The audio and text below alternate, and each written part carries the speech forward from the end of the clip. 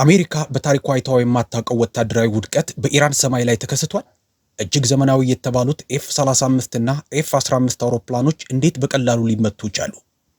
የዋይት ሃውስ ሚስጥራዊ የዩራኒየም ዘረፋ ዕቅድስ እንዴት ከሸፈ? ስለነዚህ አነጋጋሪ ጉዳዮች የቀድሞ የጦር መሳሪያ ተቆጣጣሪ ስኮት ሪተር ዝርዝር መረጃዎችን ይነግረናል። እስከ መጨረሻው አብራችሁን ቆዩ። ይህ መረጃ ለሌሎችም እንዲደርስ ቪዲዮውን ላይክ በማድረግ ለቻናላችን ሰብስክራይብ ማድረጋችሁን እንዳትረሱ። Well, let's talk about this F-15, and what has gone on over the past 48 hours has been just a bevy of misinformation. እንግዲህ ስለ F-15 እና ባለፉት 48 ሰዓታት ውስጥ ስለተከሰቱት ነገሮች እናውራ። በኢንተርኔት ላይ በብዙ ሰዎች እየተሰራጨ ያለው መረጃ እጅግ የተዛባ ነው። ነገር ግን የምናውቀው ነገር ቢኖር በርካታ የዩናይትድ ስቴትስ አውሮፕላኖች መውደቃቸውንና መውደማቸውን ነው። እስኪ ስክሪኑን ተመልከቱ። እዚህ ጋር እያወራን ያለነው በትክክል ስለዚህ ጉዳይ ነው። Well, the question is, why is the US victory lapping this? ጥያቄው ግን በኢራን የአየር ክልል ላይ እየበረርን እንደነበረና አውሮፕላናችን እንደተመታ በግልጽ እየታወቀ የአሜሪካ መንግስት ይህንን የማዳን ዘመቻ እንደ ድል አድርጎ ለምን ያከብረዋል? ፕሬዝዳንቱ ግን አንዳንዴ እድለኛ ይሆናሉ። አሁንም የተወሰኑ ትጥቆች አሏቸው። እኛ አብዛኛውን ትጥቃቸውን አውድመናል። ነገር ግን አሁንም የተወሰነ ነገር ስላላቸውና አንዳንዴም እድል ስለሚቀናቸው አንዱን አውሮፕላናችንን መተው ጥለዋል ነው ያሉት። እርሺ እንግዲህ ይህ ፓይለት እዚያ ምን ያደርግ ነበር? በትክክልስ ምን ተከሰተ? ምንስ እናውቃለን? የሚሉትን ጥያቄዎች እንጠይቅ። ለመሆኑ ይህ ተረት ነው? ቢሆንስ ለምን ይነግሩናል? እነዚህ ተገቢ ጥያቄዎች ናቸው። ፕሬዝዳንቱ ሰኞ ዕለት ከወታደራዊ መሪዎች ጋር በሰጡት ጋዜጣዊ መግለጫ ድርጊቱ እጅግ ደፋር ተግባር እንደነበረ ተናግረዋል። እስኪ የምናውቀውን ለማወቅ እንሞክር። ይህ በኢራን ሚዲያዎች የተለቀቀው የአውሮፕላን ስብርባሪ ነው። አውሮፕላኑ ኤፍ-15 ነው። አሁን ፕሬዝዳንቱ እንደሚሉት ፓይለቱ በጣም ቀድሞ በመውጣቱ ወይም ኢጀክት በማድረጉ ምክንያት አውሮፕላኑ ካረፈበት ቦታ ከ100 ማይል በላይ ርቆ ነው የተገኘው። ጥቂት ሰከንዶች እንኳን ከስብርባሪው በመቶዎች የሚቆጠሩ ማይሎች ሊያርቁ ይችላሉ ብለዋል። በዚህ ላይ ወታደራዊ ወይም የጦር መሳሪያ ባለሙያ ሐሳብ እንዲሰጥበት ፈልጋለሁ። እኔ አላውቅም። ለማንኛውም ግን የተገኘው ከ100 ማይል በላይ ርቆ ነው። እየደማ እንደነበር ራሱ የመጀመሪያ እርዳታ እንዳደረገና ለማምለጥም 7000 ጫማ ከፍታ ያላቸውን ተራራዎች እንደወጣ ተነግሯል። ለመሆኑ ይህ ይቻላል? የጉዳቱን መጠን እስካሁን አላወቅንም። በሳምንቱ መጨረሻ እሱን ለማውጣት ወደ 12 የሚጠጉ አውሮፕላኖችንና ሄሊኮፕተሮችን እንዳሰማሩ፣ ነገር ግን ቢያንስ 2ቱን ጥለው እንደመጡ ተናግረዋል። ኢራን እጃቸው እንዳይገባ ብለን እኛው ራሳችን አፈንድተናቸዋል ነው ያሉት። ይህ እውነት ይሁን አይሁን የምናውቀው ነገር የለም። ወደ ሌሎቹ ዝርዝሮች ከመሄዳችን በፊት ግን በዚሁ የሳምንቱ መጨረሻ አሜሪካ በኢራንና መካከለኛው ምስራቅ ላይ የሳተላይት ምስሎች እንዳይታዩ እገዳ ማድረጓ ሊታወቅ ይገባል። It's worth noting that during the same weekend, the US put a blackout on satellite imaging from Iran and the Middle East. One company, Planet Labs, says they will comply. Planet Lab የተባለው አንዱ ኩባንያ ትዕዛዙን እንደሚቀበል ገልጿል። አሜሪካም የጦርነት ቀጠናዎችን ምስል በሚያሳዩ ሌሎች የሳተላይት ኩባንያዎች ላይ ማዕቀብ እንደምትጥል ዝታለች። እንግዲህ ይህ በጦርነት ወቅት የተለመደ የመረጃ ቁጥጥር ዘዴ ነው። እርግጥ ነው ነገሩ ያሳስባል። ስለዚህ ይህንን ሁሉ ዝርዝር ጉዳይ የቀድሞ የተባበሩት መንግስታት የጦር መሳሪያ ተቆጣጣሪ ከነበሩት ስኮት ሪተር ጋር በዝርዝር እንመረምራለን። እርሱ ይነግረናል። በመጀመሪያ ግን አንድ አጠቃላይ ጥያቄ ላንሳ። And he can tell us. So first of all, I guess, a general question. This story, as it was told by the president today, does it pass your sniff test, the smell test? And why or why not? ዛሬ ፕሬዝዳንቱ እንደተረኩት ከሆነ ይህ ታሪክ አሳማኝ ሆኖ አግኝተዋል? ለምን? Absolutely. I mean, this is the real deal. It went down. There's aspects of this mission that are not being discussed. በፍጹም ማለቴ ይህ ትክክለኛ ክስተት ነው። ነገሩ ተከስቷል። ነገር ግን በዚህ ተልእኮ ውስጥ ያልተወሩ ገጽታዎች አሉ። ለምሳሌ ፓይለቱን ለማዳን የሄዱት አካላት መጀመሪያ የተሰጣቸው ግዳጅ ምን ነበር? ለምንስ ከዚያ ግዳጅ ተነስተው ወደዚህ ተሰማሩ? ፕሬዝዳንቱ ፍንጭ ሰጥተዋል። ግን ዋናው ነጥብ በኤፍ-15 ስትራይክ ኢግል የጦር አውሮፕላን የኋላ ወንበር ላይ አንድ ኮሎኔል ተቀምጦ ማየት ያልተለመደ ነገር አይደለም። ይህ የሚሆነው ትልቅ ተልእኮ በሚኖርበት ጊዜ ነው። ኮሎኔሉ እዛ የሚቀመጠው የጦር መሳሪያውን ለመተኮስ ሳይሆን የአየር ኃይሉን ድጋፍ ሰጪ ተልእኮ የሚመራ ሚሽን ኮማንደር ሆኖ ነው። ስለዚህ የመጀመሪያው ፍንጭ ይህ ኤፍ-15ኢ አውሮፕላን የአንድ ትልቅ ኦፕሬሽን አካል እንደነበር ነው። አውሮፕላኑ ተመትቶ ወድቋል። ስለ መቀመጫው መፈንጠር ወይም ኢጀክሽን ብቃት መናገር አልችልም። መቀመጫዎቹ በራሳቸው እንዲፈነጠሩ ተደርገው የተሰሩ ናቸው። መጀመሪያ የኋላው ወንበር ላይ ያለው ኮሎኔል ይወጣል። ከዚያም ፓይለቱ ይከተላል። ይህም በጣም በአጭር ጊዜ ውስጥ የሚከናወን ነው። በአውሮፕላኑ ላይ የቴክኒክ ብልሽት ካላጋጠመ በቀር በመቶዎች የሚቆጠሩ ማይሎች ልዩነት ስለመኖሩ ማን ያውቃል? አሁንም ቢሆን ስለ መቀመጫው አፈጻጸም ዝርዝር መረጃ የለኝም። ብልሽት አጋጥሞ በኮሎኔሉና በፓይለቱ መፈንጠር መካከል የጊዜ ልዩነት ሊኖር መቻሉ ግን ይቻላል። ሆኖም መቀመጫዎቹን አይተን ምርመራ ካላደረግን በቀር በእርግጠኝነት መናገር አይቻልም። እውነታው ግን ኤፍ-15ኢ ተመትቶ ወድቋል። ኢራናውያን እድለኛ ሆነው አይደለም፣ የአየር መከላከያቸውን በድጋሚ አደራጅተዋል።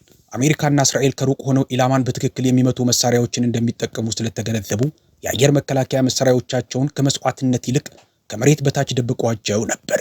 አሁን አሜሪካና እስራኤል አብዛኛውን የሩቅ ርቀት መሳሪያዎቻቸውን ስለጨረሱና ወደ ጠላት ቀረብ ብለው ለመምጣት ስለተገደዱ ኢራን የአየር መከላከያዋን አውጥታለች። ኢራን የአሜሪካን የጠላት አየር መከላከያ የማዳከም ስልት ተምራለች። አሜሪካ ይህንን የምታደርገው በዋናነት ራዳርን በሚያዳክሙ ቴክኖሎጂዎች አማካኝነት ነው። ራዳርን የሚያውኩና የራዳር ምልክቶችን ኢላማ የሚያደርጉ የኤሌክትሮኒክስ የጦር አውሮፕላኖች ይኖረዋል። ከዚያም የራዳር መቃወሚያ ሚሳኤሎች ወይም ሃርም ሚሳኤል ተተኩስባቸዋል። አሁን ግን ኢራናውያን ከራዳር ውጭ ያሉ ነገሮችን እየተጠቀሙ ነው። በኤሌክትሮ ኦፕቲካል የሚመሩና በኢንፍራርድ ሙቀት ፈላጊነት የሚሰሩ ሚሳኤሎችን እየተጠቀሙ ነው። እኛ ደግሞ በሙቀት ፈላጊ ወይም ሂት ሲኪንግ እና በአይን እየታዩ በሚመሩ ኤሌክትሮ ኦፕቲካል ሚሳኤሎች ላይ ጣልቃ የመግባት ወይም የመከላከል አቅም የለንም። ስለዚህ አውሮፕላኖቻችንን ወደዚያ ስናስገባ እየተመቱ ነው። ኤፍ-35 ሲመታ አይተናል። ኤ-10 ተመትቶ ሲወድቅ አይተናል። አሁን ደግሞ ይኸው ኤፍ-15ኢ ተመትቶ ወደቀ። ይህ እድለኛ መሆን አይደለም፣ ይሄ ብቃት ነው። እንዲያውም ከአሜሪካ የተሻለ ብቃት ማሳየት ነው። አሁን አውሮፕላኑ ወድቋል። እኛ ደግሞ በማንኛውም ጊዜ ለጠላት ግዛት ጥቃት ስንሰነዝር ዝግጁ ሆኖ የሚጠብቀውን መደበኛ የውጊያ ፍለጋና ማዳን ሲሳር ቡድን ሰደድን። በዚህ ሁኔታ 2 ኤችኤች-60 ፔቭ ሆክ የተባሉ የአሜሪካ አየር ኃይል ልዩ ኦፕሬሽን ሄሊኮፕተሮች ተሰማርተዋል። በውስጣቸውም የአየር ኃይል ልዩ ታክቲክ ባለሙያዎችን የያዘ የማዳን ቡድን ነበረባቸው። ምናልባትም ለምድር ደህንነት የሚሆኑ የሬንጀርስ ልዩ ኃይሎችም ሊኖሩ ይችላሉ። ሄሊኮፕተሮቹን ላኳቸው። እነሱም ፍለጋ ጀመሩ። ነገር ግን በቦታው የሚቆዩበት ጊዜ ውስን ነው። ስለዚህ በአንድ ወቅት ኤችሲ 130 ወይም ኤችሲ 130 የተባለ ነዳጅ ጫኝ አውሮፕላን አምጥተው በጣም አደገኛና ለአደጋ የተጋለጠ ዝቅተኛ በረራ ላይ ያለ የነዳጅ ቅዳ ተከናወነ። ለዚህም የሚያሳይ ቪዲዮ አለ። ተልእኮውን ለማስቀጠል ግን ይህ አስፈላጊ ነበር። እቅዶቹ አስቀድመው የኢራንን የአየር መከላከያ መርምረው የመመታት እድላችን ዝቅተኛ በሆነበት መስመር በኩል ይህንን እንቅስቃሴ ለማድረግ ሞክረዋል። እንደታየውም ተሳክቶላቸዋል። ሄሊኮፕተሮቹ ፓይለቱን አግኝተው ከመሬት አነሱት። ሲመለሱ ግን በኢራን ጸረ አውሮፕላን ተኩስ ተመቱ። ሁለቱም አውሮፕላኖች ተጎዱ። አንደኛው ጢስ ሲያወጣ ታይቷል። ሁለቱም ተመልሰው መግባት ቢችሉም ዳግመኛ ሊበሩ አይችሉም። አሁን ሁለተኛው መኮንን ወይም ኮሎኔሉ እዚያው ቀርቷል። መጀመሪያ ላይ አሜሪካ ሁለቱም ፓይለቶች ተገኝተዋል የሚል ፍንጭ ሰጥታ ነበር። ይህን የምታደርገው ጠላት ሌላኛውን ፓይለት እንዳይፈልገው ለማድረግ ነው። ፕሬዝዳንቱ አንድ ነጥብ አነስተዋል። ስለ ሐሳብ ነጻነት ደጋፊ በሆንም አንዳንዴ ግን ብልጥ መሆን ያስፈልጋል ብለዋል። የአሜሪካ ሚዲያዎች ኮሎኔሉ አሁንም ምድር ላይ መሆኑን ዘገቡ። ይህ ትልቅ ችግር ፈጠረ። ምክንያቱም አሁን ኢራናውያን ኮሎኔሉን ፍለጋ ገቡ። ይህንን ኮሎኔል ማጣት ለአሜሪካ ትልቅ የህዝብ ግንኙነት ውድቀት ነው። በተጨማሪም እሱ እስካሁን ያልተነጋገርንበት ተልእኮ መሪ ነበር። በጠላት እጅ እንዲወድቅ አትፈልግም። ምክንያቱም እሱ በያዘው መረጃ እሱ የነበረበትን ብቻ ሳይሆን አሜሪካ በኢራን ላይ የምታደርገውን አጠቃላይ ወታደራዊ እቅድ አሳልፎ ሊሰጥ ይችላል። ስለዚህ ኢራናውያን ሳይቀድሙን እሱን ማግኘት ነበረብን። ይህ ደግሞ አስቸኳይ ሁኔታን ፈጠረ። የመጀመሪያው የማዳን ቡድን ስለተመታ ፕላን ቢ ጥቅም ላይ ዋለ። We lost the original CSAR package, and so they brought in a Plan B. Plan B consisted of 2 MC-130 Special Operations helicopters. እሱም 2 MC-130 ልዩ ኦፕሬሽን አውሮፕላኖች የMH-6 ሊትል በርድ ሄሊኮፕተሮችን ጭነው እንዲሄዱ ማድረግ ነው። ብዙ ሰዎች ይህ ምንም ትርጉም አይሰጥም እያሉ ነው። እነዚህ ሰዎች ስለምን እያወሩ እንደሆነ አያውቁም። ይህ የMC-130 እና H-6 ጥምረት በአየር ኃይል ልዩ ኦፕሬሽን ዘንድ የተለመደ የማዳን ተልእኮ ስልት ነው። እንዲያውም ኢንተርኔት ላይ ገብታችሁ ግንቦት 9 ቀን 2023 በዮሚንግ ግዛት ልክ ይህንን ሁኔታ የሚመስል ልምምድ ሲያደርጉ ማየት ትችላላችሁ። በልምምዱ ላይ 2 MC-130 አውሮፕላኖች ጊዜያዊ ማረፊያ ላይ አረፉ። 4 ትናንሽ ሄሊኮፕተሮችን አወረዱ። እነሱም ሄደው የወደቀውንና የቆሰለውን ፓይለት አገኙ። ቡድኑን ምድር ላይ አወረዱ። ፓይለቱን አዳኑ። ወደ አውሮፕላኑ መለሱት። ሄሊኮፕተሮቹንም መልሰው አውሮፕላን ውስጥ በመጫን በረሩ። ስራቸው ይሄ ነው። ስለዚህ ይህ አይሆንም ለሚሉ ሰዎች ሁሉ የምነግራችሁ የምታወሩትን የምታውቁ ከሆነ ነገሩ ፍጹም አሳማኝ ነው። ይህ ጥምረት አየር ኃይሉ በተወሰኑ ሁኔታዎች ውስጥ የሚጠቀምበት መደበኛ የፍለጋና ማዳን ስልት ነው። እንግዲህ ፕላን ኤ ማለትም 2 ፔቭ ሆክ ሄሊኮፕተሮች ተመተው በወደቁበት ጊዜ ይህንን መጠቀም ትርጉም ይሰጥ ነበር። ነገር ግን አሁን ነገሩ ይበልጥ ትኩረት የሚስብ ይሆናል። ምክንያቱም እነዚህ ሰዎች ከውጊያ ፍለጋና ማዳን አንጻር ሲታይ ምንም ትርጉም የማይሰጥ የበረራ አይነት ነው ሲበሩ የነበረው። በመጀመሪያ ፕሬዝዳንቱ እንደተናገሩት 3 ኤኤች6 ወይም ኤምኤች6 ሊትል በርድ ሄሊኮፕተሮች ነበሩ። እንደ መደበኛው አደረጃጀት ግን 4 መሆን ነበረባቸው። በተጨማሪም ፕሬዝዳንቱ በሌላ አውሮፕላን ላይ ስለነበረው በርካታ የጦር መሳሪያዎች፣ የጸረ አውሮፕላን መሳሪያዎችና ሌሎች ቁሳቁሶች ፍንጭ ሰጥተዋል። ተራራ ለመውጣት የሚያገለግሉ ቁሳቁሶችም እንዳሉ ተናግረዋል። ይህ የሚያሳየው ይህ ኤምሲ 130 አውሮፕላን እየተዘጋጀው ለሌላ የተለየ ተልእኮ እንጂ ለማዳን ተልእኮ እንዳልነበረ ነው። ታዲያ ለምን ላኩት? ምክንያቱም የሚዲያ መረጃው በመሽሎኩ ኢራናውያን ግለሰቡን ወይም ኮሎኔሉን እያሳደዱት ነበር። እንዲያውም መረጃዎች እንደሚያሳዩት ኢራናውያን ወደ ግለሰቡ በጣም ተቃርበው ነበር። ስለዚህ ኤምሲ 130 አውሮፕላኖቹን አውርዶ ለዚህ አዲስ የማዳን ተልእኮ ዳግም ለማደራጀት ጊዜ አልነበረም። በነበሩበት የተለየ የተልእኮ ዝግጅት እንዲሄዱ ተደረገ። ያ ተልእኮ ምን ነበር? ለዚህም ሌሎች ፍንጮች ወጥተዋል። በእነዚያ ትናንሽ ሄሊኮፕተሮች ላይ የነበሩት ሰዎች ከባህር ኃይል ልዩ ኃይል ሲልስ ቲም 6 የተውጣጡ ናቸው። እነዚህ የምርጦች ምርጥ ቲር 1 የሚባሉ ናቸው። እነዚህ ሰዎች የማዳን ተልእኮ ላይ አይሰማሩም። ለዚያ ተብለው ልዩ ስልጠና የወሰዱ ሌሎች ሰዎች አሉ። እነዚህ እዚያ የነበሩት ሌላ ነገር ነው። ለምን ኔቪ ሲልስ አስፈለጉ? ምክንያቱም የኔቪ ሲልስ አንዱ ቋሚ ተልእኮ የኒውክሌር ቁሶችን የማስመለስ ሥራ ነው። ይህ ቡድን ወደ ኢራን በመግባት የኢስፋሃን የኒውክሌር ተቋም ዋሻዎችን ለመውረር የተዘጋጀ ነበረ። እዚያም እስከ 60% የበለጸገ ዩራኒየም ያለባቸው ኮንቴነሮች እንዳሉ ይጠረጠራል። ከ440 ኪሎ ግራም በላይ የሚመዝን ቁስ ነው። በ50 ኪሎ ግራም ኮንቴነሮች ተቀምጠው የሚገኙ 26 የሚሆኑ ኮንቴነሮች ናቸው። ቱልሲ ጋባርድ ለኮንግረስ በሰጠችው ቃል አሜሪካ እነዚህ ኮንቴነሮች የት እንዳሉ እንደምታውቅ ፍንጭ ሰጥታ ነበር። እነዚህ የኔቪ ሲልስ አባላት ገብተው እነሱን ሊያመጡ ነበር።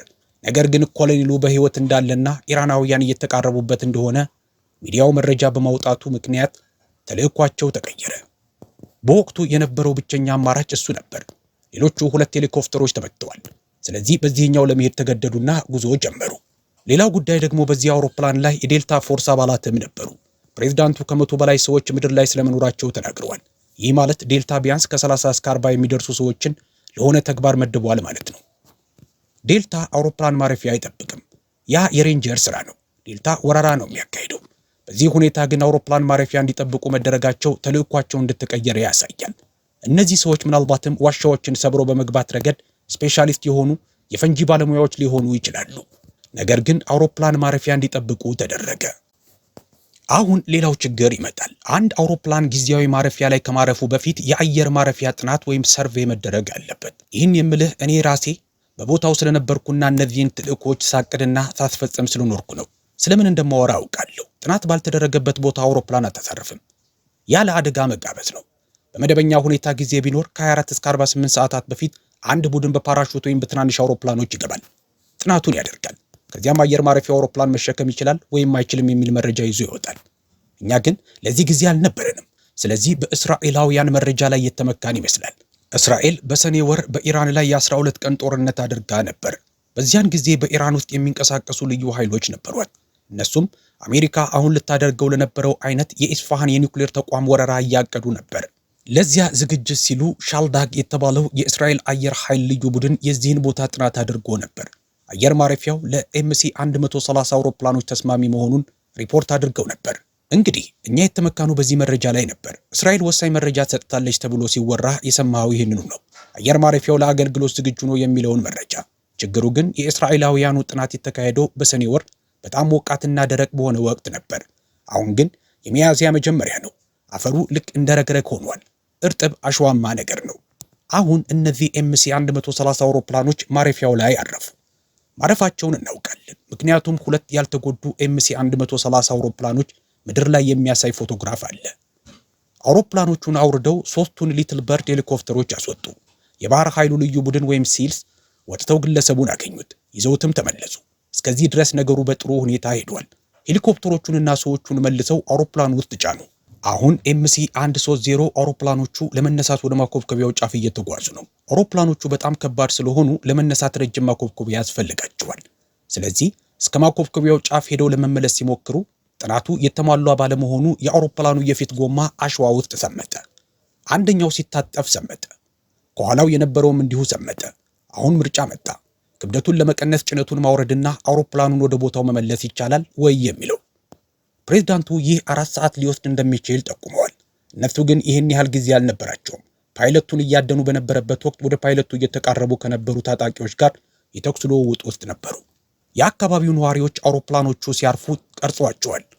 ወሬው ተሰምቷል። አውሮፕላኖቹን ለማስቆም ቦምብ የሚያዘንቡ አውሮፕላኖችም ደርሰዋል። ለዚህ ተልእኮ ተብለው የተጫኑ የቢ1 ቦምብ ጣይ አውሮፕላኖች፣ ሰው አልባ አውሮፕላኖች MQ-9 ሪፐርስ፣ A-10 እና F-35 አውሮፕላኖች እዚያ ነበሩ።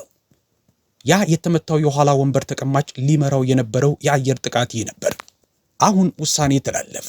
በእነዚህ አውሮፕላኖች መውጣት አይችሉም። ስለዚህ 3 የአየር ኃይል ልዩ ኦፕሬሽን ምስጢራዊ አውሮፕላኖችን C-295 ሳይሆኑ አይቀሩም አመጡ። እነዚህ አውሮፕላኖች ቀላል ስለሆኑና ረጅም ማኮብኮቢያ ስለማያስፈልጋቸው ማረፍ ቻሉ። ሳይሰምጡም መታጠፍ ቻሉ። በእነዚህ 2 MC-130 አውሮፕላኖች ላይ የነበሩትን 100 በላይ ሰዎች ወደ እነዚህ 3 አውሮፕላኖች አዛውሮ በረሩ። በዚያው ቅጽበት ኢራናውያን በውስጡ ያሉትን ምስጢራዊ መሳሪያዎችና መረጃዎች እንዳያገኙ አውሮፕላኖችን በፈንጅ አጋይተው አወደሟቸው። እንግዲህ ያለንበት ደረጃ ይሄ ነው።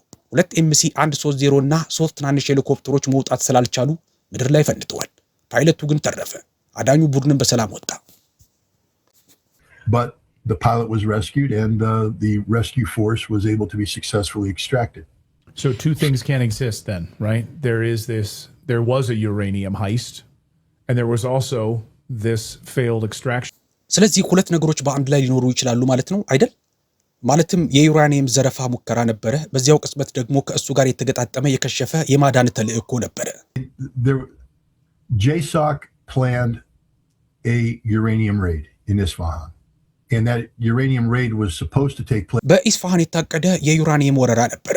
ያም ወረራ በዚህ የጊዜ ገደብ ውስጥ ሊከናወን ታስቦ ነበረ። ይህ ለዶናልድ ትራምፕ ትልቅ የድል ወቅት ሊሆንለት ይችል ነበር። ቡድኑ ገብቶ ይህንን ዩራኒየም እንዲይዝና በኢራን የኒውክሌር ፕሮግራም ላይ በሩን ዘግተናል፣ አሁን ሊኖራቸው አይችልም፣ ቁሱን እኛ ተቆጣጥረነዋል፣ አሸንፈናል፣ ጦርነቱ አብቅቷል ብሎ ድል ለማወጅ ነበር ያቀደው። ነገር ግን ሚዲያው ያ የኋላ ወንበር ተቀማጭ ወይም ኮሎኔሉ እንዳልዳነና እርዳታ እየጠበቀ መሆኑን ስለሾለከ ያ ተልእኮ ተቀየረ። ተልእኮ በተመሳሳይ አካባቢ ነበር የሚከናወነው። ያንኑ አየር ማረፊያ ወይም ሌላ ለመጠቀም አቅደው እንደነበር ማንም አያውቅም። የምናውቀው ግን ሚስጥሩ መውጣቱን ነው። ኢራናውያን አሁን ሙሉ በሙሉ ዝግጁ ናቸው። ወደ እነዚያ ዋሻዎች የሚቃረብ ምንም ነገር አይኖርም። ስለዚህ ያ ተልእኮ አከተመለት። ዩራኒየሙን አናገኝም። እኔ ግን ይህን እንደ በረከት ነው ማየው፣ ምክንያቱም ፓይለቱን አትርፈናል። ነገር ግን ወደ ኢስፋሃን ዘልቀን ቢሆን ኑሮ የከፋ ሁኔታ ይገጥመን ነበር። አሜሪካውያን ይገደሉ ወይም ይማረኩ ነበር። ከዚህም በላይ አውሮፕላኖች ይወድሙ ነበር። ስለዚህ በብዙ መልኩ ይህ እንደ በረከት የሚታይ ነው። ፕሬዝዳንቱ ቢናደዱም እውነታው ግን ኢራናውያን እድለኛ አይደሉም፣ ብቁ ናቸው። ወደ ኢስፋሃን ብንገባ ኑሮ ወደ ወጥመድ ውስጥ እንገባ ነበር፣ ሁሉንም ሰው እናጣ ነበር። አሁን ግን ቢያንስ ፓይለቱን አውጥተናል። አውሮፕላኖች ቢጠፉም የኢስፋሃን የዩራኒየም ዘረፋ ተልእኮ ግን አብቅቷል። At his press conference, I'll get you to comment on that. And then also, speaking to a source last night about this, one of the concerns was that ከታዳሚዎቻችን አንድ ጥያቄ ያለን ፋየርፍላይ ገርል የተባለች ተከታታያችን ስኮት ትራምፕ በጋዜጣዊ መግለጫው ላይ ደጋግሞ የሚቀባጥረው ኮምብላተር ምንድነው ብላ ጠይቃለች። በዚህ ላይ አስተያየት እንድትሰጥበት ፈልጋለሁ። እንዲሁም ትናንት ምሽት ስለዚህ ጉዳይ ከአንድ የመረጃ ምንጭ ጋር ስንነጋገር ነበረ። አንዱ ስጋት በእስራኤል ደህንነት መረጃ ላይ ከመጠን በላይ ጥገኛ መሆናችን ነው። ይህም ለጉዳት እየዳረገን ነው። ይህ የሴንትኮም የቀድሞ ባልደረባ የሆነ ምንጭ እንደገለጸው የእስራኤልን መረጃ ብቻ መጠቀም ትልቅ ስጋት ነው። በዚህ ተልእኮ ላይ ግን ያ አልሆነም። እኔ ማረጋገጥ የምፈልገውና የምጠረጥረው እየተሸወድን ይሆን የሚል ነው። በኢስፋሃን ስለነበረው ዩራኒየምና እስራኤላውያን እኛን ለከፋ ነገር መጠቀሚያ እያደረጉን ይሆን የሚል ስጋት አለ። What we can say is this, that we know that on 2 occasions since the 1980s, the CIA እንግዲህ እንዲህ ማለት እንችላለን። ከ1980ዎቹ ጀምሮ CIA በኢራን ውስጥ የነበረውን አጠቃላይ የደህንነት መረብ በሁለት አጋጣሚዎች እንዳጣ እናውቃለን። የመጀመሪያው በ1980ዎቹ አጋማሽ ስቲቭ ሪክተር የመካከለኛው ምስራቅ ኦፕሬሽን ኃላፊ በነበረበት ወቅት ነው። በዚያን ጊዜ በሙኒክ ወደሚገኝ የፖስታ ሳጥን ተራ ደብዳቤዎችን በመላክ ነበር የሚገናኙት። ደብዳቤው ሲታይ ተራ ቢመስልም ሚስጥራዊ በሆነ አጻጻፍ የሚጻፍ ነበር። ሪክተር መረጃውን ጨምሩ ተብሎ በታዘዘ ጊዜ ብልጥ ከመሆን ይልቅ የመረጃ ልውውጡን በ2 እና በ3 እጥፍ እንዲጨመር አዘዘ። ድንገት ከኢራን ወደ ሙኒክ የሚላኩ ደብዳቤዎች በብዛት ሲጎርፉ የኢራን መከላከያ ሰራተኞች ምን እየተካሄደ ነው ብለው መጠራጠር ጀመሩ። ደብዳቤዎቹን ሲመረምሩ ሚስጥራዊ አጻጻፉን አገኙት። ከዚያም አጠቃላይ መረቡን በሙሉ በጣጠሱት። ሲአይኤም ሁሉንም ሰዎቹን አጣ። በኋላ ላይ አሜሪካ ይህንን አቅም መልሳ ለመገንባት ሞከረች። ነገር ግን በ2000ዎቹ መጀመሪያ ላይ በድጋሚ ጫና ማድረግ ጀመር። ተጨማሪ ሪፖርት እንፈልጋለን አለ። በዚህ ጊዜ የጂሜል አካውንት እንደ መገናኛ መጠቀም ጀመሩ። ዝርዝር ውስጥ መግባት አያስፈልግም እንጂ በመሰረቱ በጂሜል ነበር የሚገናኙት። ይህን የምለው ለምሳሌ በሞስኮ አንድ የሲአይኤ መኮንን የሩሲያን ኤፍኤስቢ መኮንን ለመመልመል ሲሞክር በተያዘበት ወቅት በሰጠው መመሪያ ላይ ስለዚህ የጂሜል አካውንት ተጠቅሷል። ታዲያ ወይ ኢራናውያን ወይ ቻይናውያን ወይም ሩሲያውያን ማን እንደቀደመ ባላውቅም ይህን መገናኛ ሰብረውታል። ቻይናውያን በቻይና የነበረውን የሲአይኤ መረብ በተሳካ ሁኔታ አፍርሰዋል። ኢራናውያንም እንዲሁ። ነጥቡ ግን እኛ በኢራን ውስጥ አይን አልባ ወይም እውር ነን፣ ሙሉ በሙሉ እውር። እስራኤላውያን ግን አይደሉም። እስራኤላውያን በኩርዶች በኤምኢኬ በሞናርኪስቶችና በቤሎች በኩል አሁንም ጠንካራ መረብ አላቸው። እስራኤላውያን ምድር ላይ ብዙ አይኖች ስላሏቸው እኛ በእነሱ ላይ ጥገኛ ሆነናል። የሰው ኃይል መረባችንን መልሰን ማደራጀት አልቻልንም። ስለዚህ እስራኤላውያን እናንተ የማታውቁትን እኛ እናውቃለን በማለት በእኛ ላይ ተጽዕኖ ማሳደር ይችላሉ። ከወታደራዊ አንጻርም እስራኤላውያን በሰኔ ወር ምድር ላይ ሲንቀሳቀሱ የነበሩ ልዩ ኃይሎች ነበሯቸው። እንዴት እንደሚገቡ፣ እንዴት እንደሚወጡና እንዴት እንደሚሰሩ ያውቃሉ። ስለዚህ ይህም መረጃ በማጋራት ነገሮችን ይመራሉ። ሆኖም ግን አሜሪካ ኃይሎችን በተለይም የጋራ ልዩ ኦፕሬሽን ክፍሎችን ምድር ላይ ስናሰማራ በማንም አንመካም። እኛ ገብተን የራሳችንን ስራ እንሰራለን። የራሳችንም አይኖች ምድር ላይ ይኖሩናል። በአንዳንድ ነገሮች ተሳክቶልናል። ለምሳሌ የኛ የጂኦሲ ሰዎች የትራፊክ ፍሰቱን ለመቆጣጠር እንዲረዱ አንዳንድ ሴንሰሮችን ሚስጥራዊ ተቋማት አቅራቢያ ምድር ላይ መቅበር ችለዋል። ስለዚህ መረጃ የሚያቀብሉን ነገሮች አሉን። እኔ የምለው በፖለቲካዊ ረገድ በእስራኤላውያን ላይ በጣም ጥገኛ ነን። ነገር ግን ምድር ላይ ወደሚከናወኑ ታክቲካዊ ስራዎች ሲመጣ የራሳችንን ስራ ነው የምንሰራው። በዚህ ኦፕሬሽን ላይ የተፈጠረው ገዳይ ስህተት ግን በጣም በፍጥነት ለመንቀሳቀስ ከመፈለጋችን የተነሳ የአየር ማረፊያ ጥናት ለማድረግ እድል አለማግኘታችን ነው። በውጤቱም ለአየር ማረፊያው በጣም ከባድ የሆኑ አውሮፕላኖቹን በማሳረፋችን አሸዋ ውስጥ ሰመጡ። Heavy for the airfield and they got bogged down. I guess final question, Scott, I just had, are there any in your brain right now, any lingering questions that you have? You have such a depth of knowledge of this entire... እሺ ስኮት፣ የመጨረሻ ጥያቄ። አሁን በአእምሮ ውስጥ የሚመላለሱ ያልተመለሱ ጥያቄዎች አሉ? ስለዚህ የማዳን ዘመቻ ጥልቅ እውቀት አለ። መልስ የምትፈልግለት ጎልቶ የሚታይ ነገር አለ? Why they thought they could get away with this is a sign of desperation. Why did they think that they could... ይህንን አድርገን እናመልጣለን ብለው ለምን አሰቡ? ማለቴ ይህ የተስፋ መቁረጥ ምልክት ነው። እንዲህ ያለውን ነገር ለማሳካት ለምን አሰቡ? ምክንያቱም ይህ ገና በእቅድ ደረጃ ያለ ተልእኮ አይደለም። እንዲህ ያለ ተልእኮ ለረጅም ጊዜ የታቀደ ነው። ስለ ጆይንት ስፔሻል ኦፕሬሽንስ የምናውቀው ነገር ቢኖር የቀድሞ ታሪካቸውን ደጋግመው እንደሚሰሩት ነው። ለምሳሌ በማዱሮ ላይ ጥቃት ለማድረስ ስንዘጋጅ መኖሪያ ቤቱን መልሰን ሰርተን ነበር። ሁሉም የገቡት ሰዎች በሩ በየት በኩል እንደሚከፈትና እጀታው ወዴት እንደሚዞር ጭምር ደጋግመው ተለማምደውት ነበር። ቢላደንም ቢሆን ቤቱን በሙሉ ሰርተን ሰዎች እዚያው ተለማምደውና በረራ አድርገውበት ነው። እንዲህ ያለ ኦፕሬሽን ሲኖር በላስ ቬጋስ ወይም በአሪዞና በኩል እያንዳንዱን ዝርዝር ሁኔታ የምንለማመድባቸው አየር ማረፊያዎች አሉ። ስለዚህ እነዚህ አውሮፕላኖች በዚህ አደረጃጀት አሜሪካ ውስጥ ባለ አየር ማረፊያ ላይ አርፈዋል። ቁሳቁሶቹን አውርደዋል። እንዲሁም የኢስፋሃን ዋሻዎችን እንዲመስሉ ተደርገው በተሰሩ ኢላማዎች ላይ ልምምድ አድርገዋል። የሚጠቀሙባቸውን ፈንጆችና መቆራረሻ መሳሪያዎች በሙሉ ሞክረዋቸዋል። ስለዚህ ተልእኮ የተሟላ ልምምድ ተደርጎበት የተሰማራ ነበር። ኤፍ-15 አውሮፕላኑም የዚህ ወረራ መጀመሪያ አካል ነበር ብዬ አምናለሁ። እኔ ማወቅ የምፈልገው ግን ስለ ኢራን አየር መከላከያ የነበረን ግምት መሰረታዊ ስህተት ነበረበት። ለዚህም ነው ኤፍ-15 የተመታው።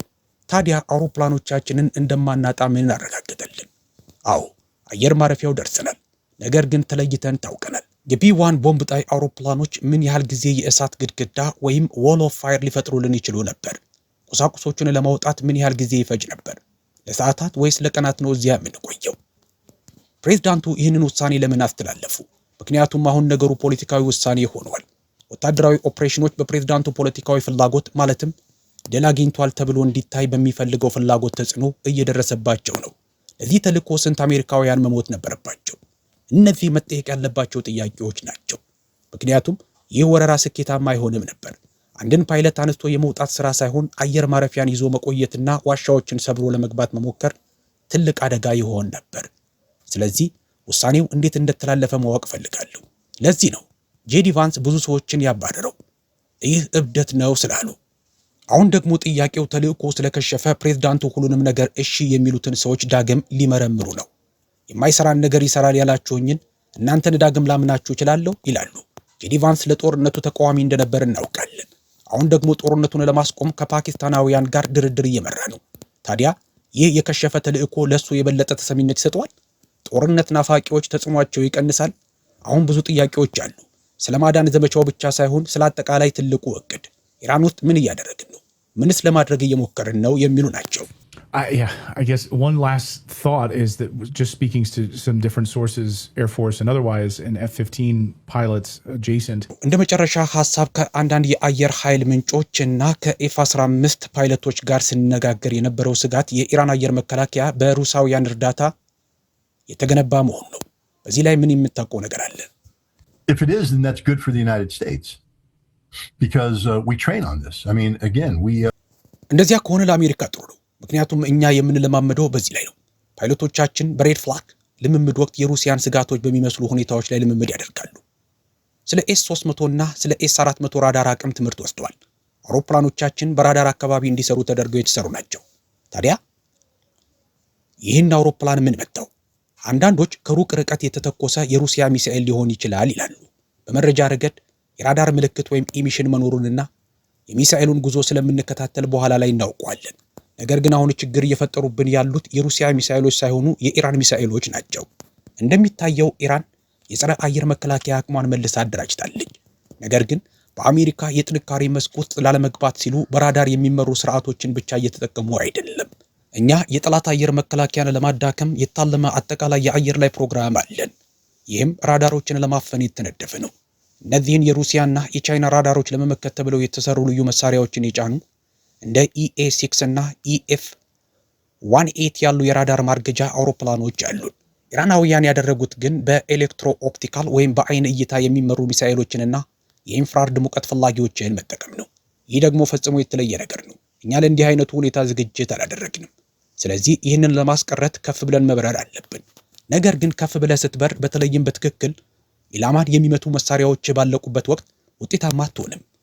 ከፍ ባልክ ቁጥር ደግሞ ለራዳር ለሚመሩ ሚሳኤሎች ይበልጥ ተጋላጭ ትሆናለህ። ባጭሩ ኢራናውያን እያሸነፉን ነው። አዎ ገብተን ቦምብ ልንጥል እንችላለን።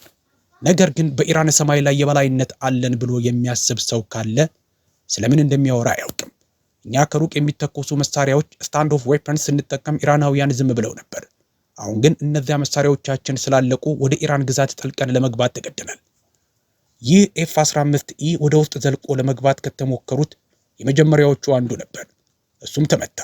በተጨማሪም እስራኤላውያን ምንም እንኳን ባይመቱም ጥቃታቸውን አቋርጠው እየተመለሱ ነው። ምክንያቱም መጥፋት ነበረባቸው ብለን ባሰብናቸው ነገር ግን ባልጠፉ የአየር መከላከያ ስርዓቶች ኢላማ ውስጥ እየገቡ ነው። ኢራናውያን ከእኛ ይልቅ ለዚህ ጦርነት እጅግ ተዘጋጅተዋል። ሁሉንም ነገር አስቀድመው ገምተዋል። በሁሉም ረገድም እያሸነፉን ነው። ዋው! የቀድሞ የተባበሩት መንግስታት የጦር መሳሪያ ተቆጣጣሪና የአሜሪካ የባህር ኃይል አባል ስኮት ሪተር በጣም አመሰግናለሁ። ንግግርህን ላቋርጥ አልፈለግኩም፣ ምክንያቱም የዚህን ታሪክ ትላልቅ ክፍሎች በሚገባ መልሳል። እንዲሁም ብዙ የተሳሳቱ መረጃዎችን ውድቅ አድርገሃል ብዬ አስባለሁ። ስካት፣ እንደ ሁልጊዜው አንተን ማየት ደስ ይላል። በጣም አመሰግናለሁ። ስለጋበዝከኝ አመሰግናለሁ። አደንቃለሁ።